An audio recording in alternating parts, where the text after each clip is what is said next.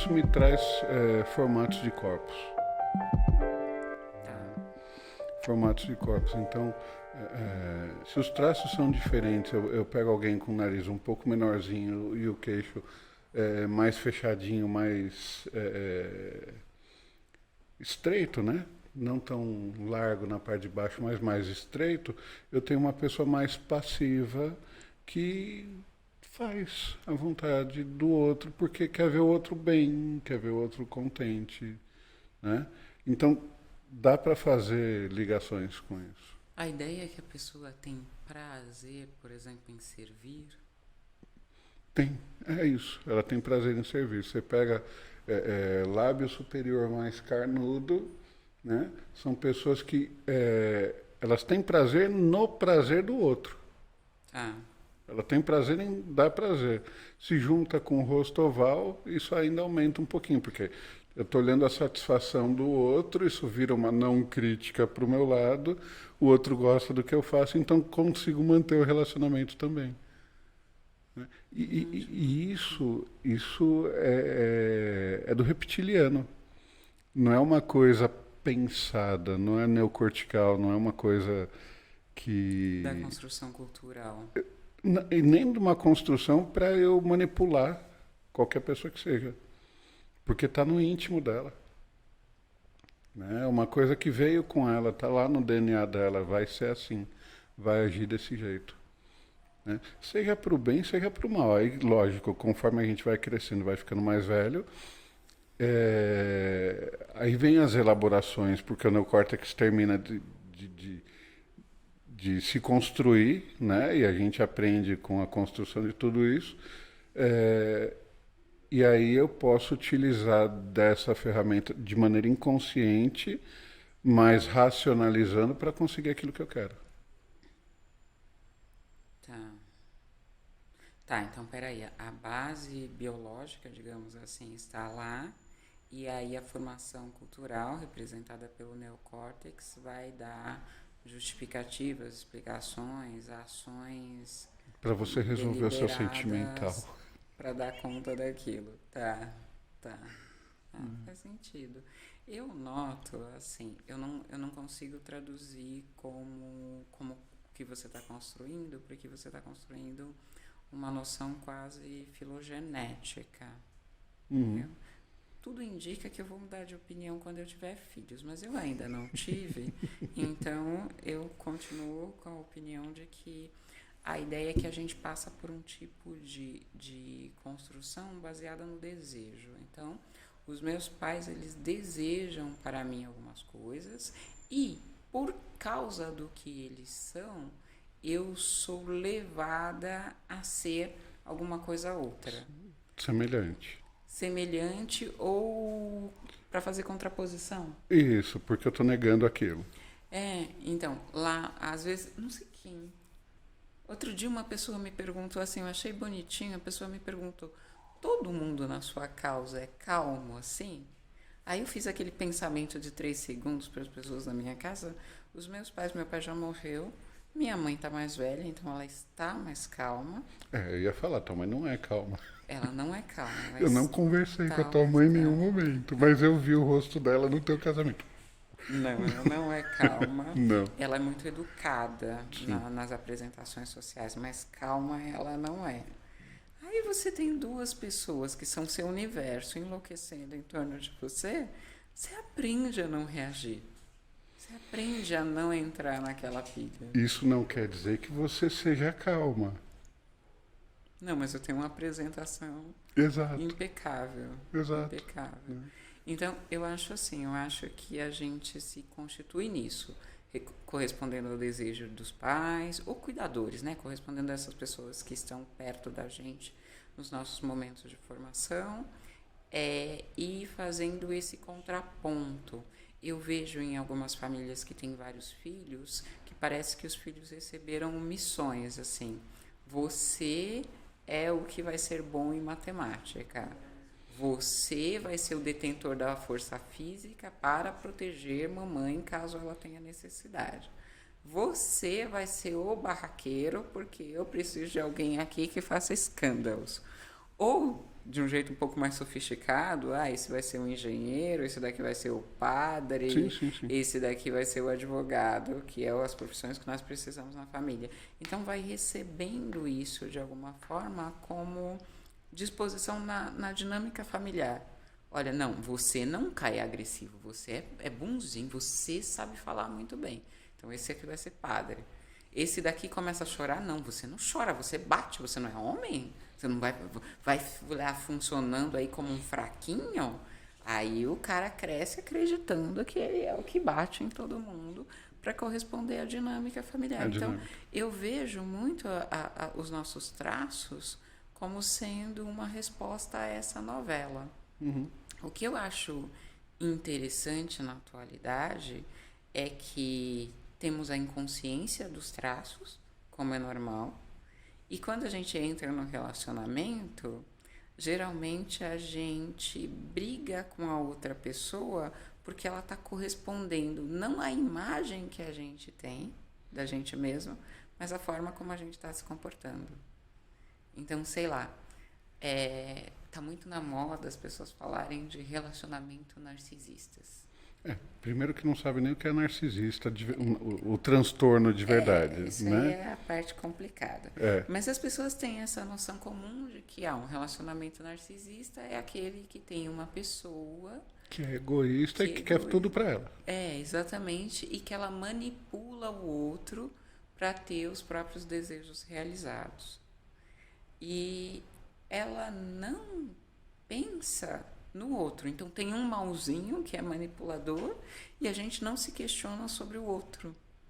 O Sérgio estava falando sobre isso essa semana, de que um amigo estava contando aquela história que tem um sapo atravessando o rio, aí o escorpião pede uma carona e aí acaba picado. E aí o senso da história é que o escorpião é ruim, que ele tem uma natureza ruim, e que o sapo é bom porque ele ignora a natureza do escorpião e aceita fazer a travessia. E o Sérgio estava fazendo esse questionamento exatamente. Tá, a natureza do escorpião a gente entende bem. E o sapo? Ele não sabia que era um escorpião? Sabia. Não sabia que ia ser picado? Será que ele sabia da natureza do escorpião? Porque esse é o ponto.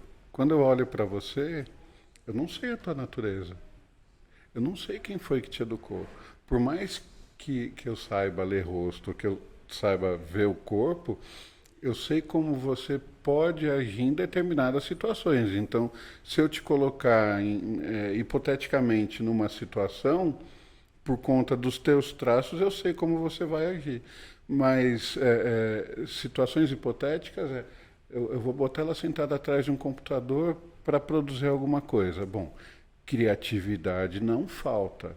Se ela não souber mexer no computador, pelo menos ideia ela vai ter. Certo? Certo. Se eu pegar você e botar para cozinhar ou fazer alguma coisa manual, não tem musculatura, né? Agora eu tenho. Tô malhando. Não... Bom, ok, ela melhorou, né? Mas a mente pode dispersar, porque é uma mente criativa. Se for para botar em prática uma coisinha, pode ser que ela precise de bastante treino para que aquilo saia. Entende? Eu sou mais lenta do que as pessoas que, sei lá, por exemplo, trabalham em casa para arrumar as mesmas coisas. Você disse que você é mais lenta, mas essa demora que você tem a mais é exatamente porque a tua mente não para. A tua mente está pensando em 3, 4 coisas ao mesmo tempo sempre. É constante, não é? Então, como é que você vai focar naquilo e ter habilidade para fazer aquilo se a tua mente não consegue ficar só naquilo? Né? Os teus olhos, a tua visão, ela é mais ampla das coisas, a tua mente processa um monte de coisa ao mesmo tempo. Não é que você não tem foco. Quando você está falando de uma coisa, você consegue trazer esse foco para lá porque é verbal, né? É algo que fica só aqui, né? Você mal se mexe, né? Então, se você for pensar que eu tenho que trabalhar os braços, as pernas, a mente e ficar só nisso aqui o tempo todo, para a tua estrutura isso é mais difícil. Não é impossível, né? Se tua mãe de pequena não botou você para cozinhar alguma coisa, não colocou você para fazer alguma coisa nesse sentido, você não desenvolveu a habilidade. Tá, então você está me dizendo assim, existe uma tendência filogenética, mas existe um processo de educação que pode não estar completamente consolidado. Então, tipo, eu Exato. posso ter aprendido a cozinhar por treino, Sim. mas essa não é, sei lá, o meu É a tua campo de aptidão natural. prazer e realização. Exato, exato. É. Então, assim, eu olho para as pessoas, eu entendo o processo delas, o que está escrito ali no corpo, o que ela passou. Talvez, não é como foi a infância dela, mas você não ia jogar bola e andar de bicicleta e não aparenta, tá? Jogo, por exemplo, jogar vôlei, jogar jogos com muitas pessoas, não Na é, adolescência, não. não é o que o teu corpo me passa, entende? A tua voz, né? O tom de voz que é um tom mais baixo. Então, é difícil eu te colocar nessa situação e ver você levantando a bola, pulando para dar uma cortada genial. Não aparenta. Não me passa isso. Pelo contrário, eu vejo a tua mãe do teu lado, eu imagino pelo menos, né, no meu delírio, a tua mãe do teu lado falando isso pode, aquilo não pode, isso é assim, aquilo é assado, e você com o rosto no formato que tem, questionando tudo. Né? Questionando tudo, observando muito e querendo entender processo. Né? E nisso do querer entender processo, lembrando agora, você falou uma vez que você lia muito, Sempre eu leio desde os 3 anos de idade. desde os Leio 3 anos. muito. Né? Então é isso, entende? É o questionamento, é a observação para esse formato de corpo. Agora, de novo, né? Se a tua mãe não te colocou para fazer alguma coisa manualmente, hoje você pode ter uma certa dificuldade em fazer algo manualmente, mas como você lia muito, o teu mental expande e Mas eu pensava que com a ideia de leitura do rosto e do corpo, a gente podia sim fazer uma previsão do funcionamento da pessoa. a gente faz, é o que eu E, estou falando. e eu tenho a sensação, por exemplo, que. Não sei se eu estou sendo irresponsável, mas eu tenho a sensação de que a gente sabe quando vai se relacionar com alguém, se a pessoa é amável, se ela é Claro que abusiva. sabe. Tem É uma. que aí entra a idealização da gente, né? Quantas pessoas você pegou no consultório que não, eu vou mudar esse homem, ou eu vou mudar aquela mulher. Não, porque se ela mudar só isso aqui fica perfeito. Ah, sim, mudar o outro, missão Então, impossível. missão impossível, ninguém muda. A não ser que tenha uma dor muito grande envolvida no processo e aí ela resolve seguir um caminho diferente. Eu paro de fumar porque eu estou com câncer. Né? Então, Ou porque tenho medo de ter câncer. Né? existe um sentimento que vai intervir, né? Vai ser o instrumento que vai fazer você mudar de um ponto para o outro. Isso não acontece no relacionamento. Né? A pessoa tem que gostar de você absurdamente demais para ela virar para você e falar, bom, ou é assim, ou eu estou fora, e você fala, não, sem essa pessoa não vivo, sem ela eu não respiro, então, e ainda assim você pode mentir, Que é o mais né? comum, né? Que é o mais comum. O que eu vejo também é uma coisa assim, de você se juntar a alguém e vender, tipo, fazer uma propaganda de alguém que você não é exatamente, mas que você gostaria de ser. Procura nas redes sociais, entra no Instagram, você vai ver, né? A minha vida é maravilhosa, mas no Eu fundo, sou um cara legal, politizado, não olha, machista. me visto bem, né? Olha a minha roupa, olha os lugares que eu frequento, e na hora do vamos ver, o cara Não. Então, mas aí eu acho mais fácil chamar essa pessoa para uma recontratação, uma reorganização. Porque assim, a pessoa está com vontade de mudar, tanto é que ela fez essa apresentação. Só que uma coisa é a vontade de mudar, outra coisa é a habilidade para mudar. E de repente a pessoa entrou nesse relacionamento, e eu sei que eu devo estar justificando um monte de mentirosos, tá? Mas é que a mentira tem algumas facetas interessantes. E a ideia é, não, eu quero mudar, mas eu preciso de motivação. Então eu vou me relacionar com você para você ficar me lembrando do quanto eu quero ser melhor. Mas não é porque eu vou melhorar para você. É a minha vontade de melhorar fez com que eu me relacionasse com você. E eu espero que você fale, não, mas você me disse que fazia isso, você me disse que era assim. Eu falo, nossa, então eu tenho que fazer porque é isso que eu quero fazer. Entende? Porque eu vejo também a gente muito nessa coisa do preto no branco, verdadeiro e falso. Eu falo, não, mas são pessoas, as pessoas têm vontade de mudar. Elas são profundas. O preto no branco é muito superficial. Né? Eu sou, assim, bem maniqueísta, né? Ou é ou não é. Mas eu tenho tentado compreender que, não, olha, tem uma disposição nesta direção, que é legal. Mas, quando, por exemplo, isso são situações específicas. Agora, tem umas pessoas que eu falo, não, pessoa tranqueira mesmo, e ela não quer ser nada diferente disso. E eu acho que dá pra ver, assim, Dá. com uns minutinhos de conversa e tal. Só que eu acho que não convém. Então, por exemplo, as pessoas me perguntam, você analisa o tempo todo? Não. É impossível. Não faz sentido Não. nenhum. Com Eu nem certeza. me preocupo com isso. Eu estou vivendo com as pessoas. Você é educado comigo, eu sou educado com você. Você disse que ia fazer e fez. Não vou pensar a esse respeito. Raramente eu presto atenção em alguém assim, de tipo, nossa, eu estou olhando e prestando atenção para você. Porque realmente meus pensamentos são muito mais interessantes. Mas eu acho que se a gente presta atenção, por isso que assim me intriga esse negócio do relacionamento abusivo. Porque um relacionamento, tipo, tem um amigo ou é um pretendente sexo sentimental, eu tô olhando para a pessoa, eu tô ouvindo, eu tô com todos os meus sentidos ligados lá. Então, Até para ver se rola um clima, alguma coisa. Né? exatamente, se tem uma liga ou não. Então eu não consigo entender um relacionamento abusivo fora de um. Se é abusador. Alguém ganha. Ou todos ganham. Todo mundo está ganhando. E eu acho que o difícil é isso, a gente entender que tem uma parte da gente que trata com naturalidade aquilo que a gente está chamando de abuso.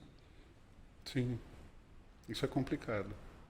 Até de expor como ideia, isso é complicado. Porque a hora que você pega um agressor físico, né, um agressor e um agredido, eu vi um vídeo hoje de uma mulher espancando um cara. Né? Mas ela pegou o cara e jogou como se fosse um bonequinho, porque ela era grande e forte, mas ela jogou como se fosse um bonequinho. A cama estava aqui, a cadeira estava ali, ele fez assim, né? E como se fosse um manequim, né? Então, o que leva, né, a pessoa ter um relacionamento assim e manter, né? É porque tem alguma coisa ali que ela ganha. Não é possível que se ela olhar para o vizinho ou para a vizinha ou para a direita, para a esquerda, vai falar que não tem nada que agrade naquelas pessoas. É essa que eu quero, é essa que me pega de um lado e me joga para o outro como se eu fosse um bonequinho. Né? Tem que ter alguma coisa aí, não é possível. Eu acredito que tenha, nem que for memória, porque isso parece cena de mãe abusiva, né? Pode ser, parece. O filho fez alguma coisa que não queria, porque ela estava batendo mesmo, de mão aberta, como se fosse mãe, né? Cara, eu tô com a imagem na cabeça. Nossa. Eu ouvi um relato essa semana de uma senhora que estava conversando comigo e ela falou, assim, falando livremente, aí teve uma hora que ela falou, não, porque eu meti a mão na cara dele, no filho dela de 15 anos. Eu falei, mas não se bate na cara das pessoas. Ela não estava no nível ainda que eu pudesse dizer não se bate nas pessoas. Tá? Não é uma forma de comunicação aceitável num ambiente civilizado. Mas eu disse, não se bate na cara de uma pessoa. Não se bate na cara de um menino, não se bate na cara de um homem. Por que você está fazendo isso? Eu perdi o controle de mim. E ela é um tipo interessante porque ela não come. A gente compra comida para ela, ela não come para levar para esse menino. Então ela bate na cara dele e dá comida para ele. E o menino não sai de perto da... Você conseguiu conversar com o menino? Não. Não. Não, ainda não encontrei. Eu tinha que ver qual é a vontade sua de estar em casa, né? Eu tinha vontade, já te contei, eu apanhei bastante quando criança. Eu tinha vontade de sair de casa. Na primeira oportunidade, 19 anos, 19 para 20, saí, né? Passei, eu morei sozinho por 10 anos. Cara, a vida de morar sozinho... Primeiro assim, você sai de uma casa de 6 pessoas.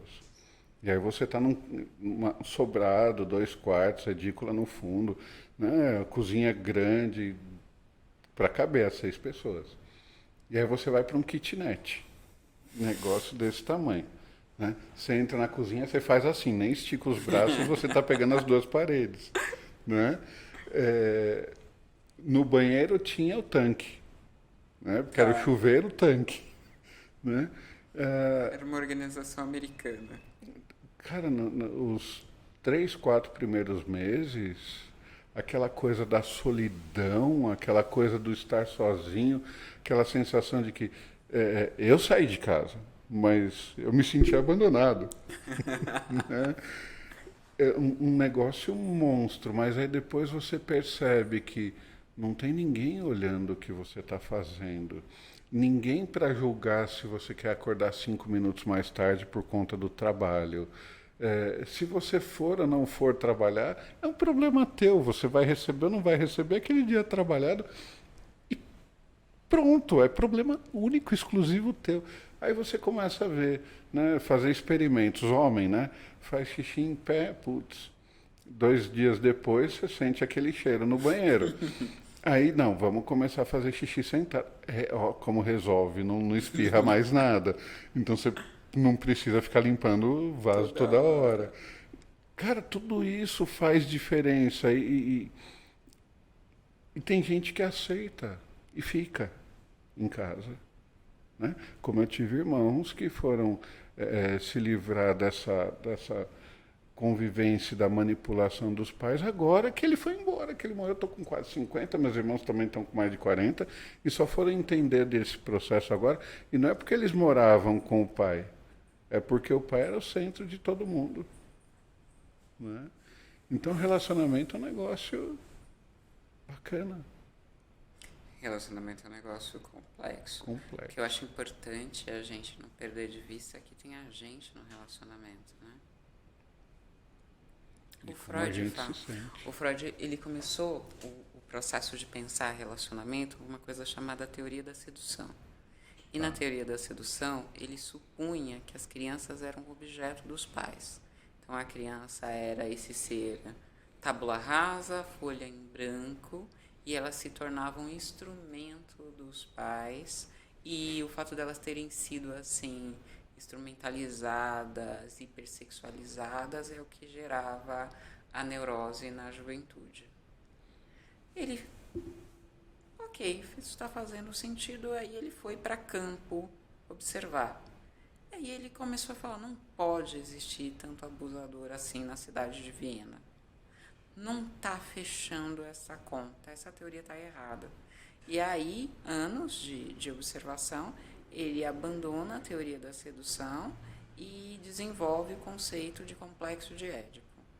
No complexo de Édipo, todos nós somos seres de desejo e todos nós aprendemos a corresponder àquilo que o outro deseja. Então, os pais sexualizam as crianças e as crianças sexualizam os pais.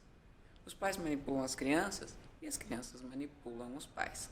cada um com as competências típicas da sua idade, da sua articulação mental, do seu processo cultural, do seu processo educativo.